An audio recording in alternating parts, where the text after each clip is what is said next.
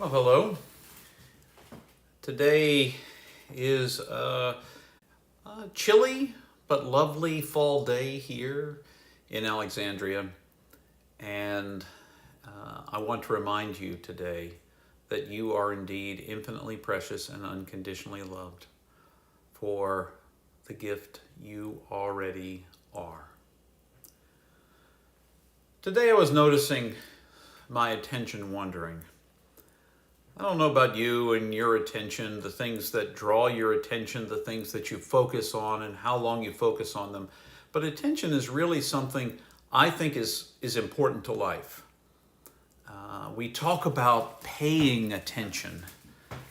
There is a cost in focusing, in giving our attention over to something, because by giving our attention, we are participating, at least in a passive sense, with whatever it is, whoever it is, to whom that we give our attention. So I want to suggest to you that it's important for each of us in this life of ours to be attentive and to watch and be awake to the things that we're giving our attention to. On some of the most challenging days in my life, I find myself giving my attention to the negative things, the negative happenings, the negative events, whatever feels negative seems to perpetually draw, on the worst days, my attention.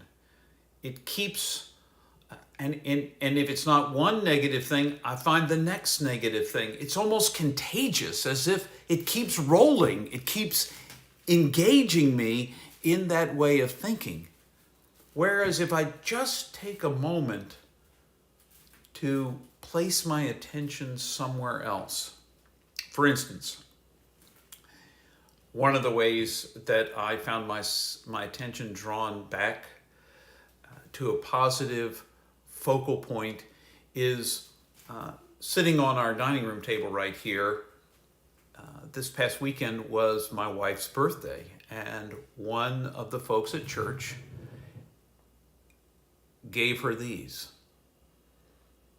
Now, of course, it makes it difficult for you to pay attention to me when I bring these around, but the truth is, I saw those flowers and I thought to myself, those were really a nice gift. Very thoughtful way of saying to my wife, she matters.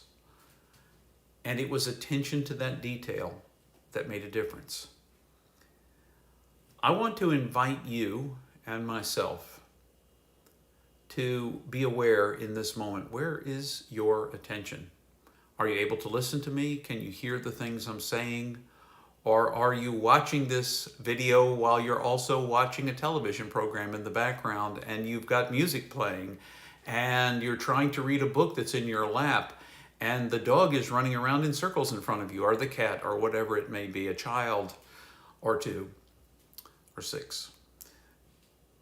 Whatever it is, where is your attention? And what would it be like if you brought your attention to focus on something, and that something was something good? So we all want to be informed about the world, but how much information is enough? And perhaps after we've paid a little attention to the news, we turn our attention somewhere else. We turn our attention to a book, or to a conversation, or to a friend, or to someone we care about.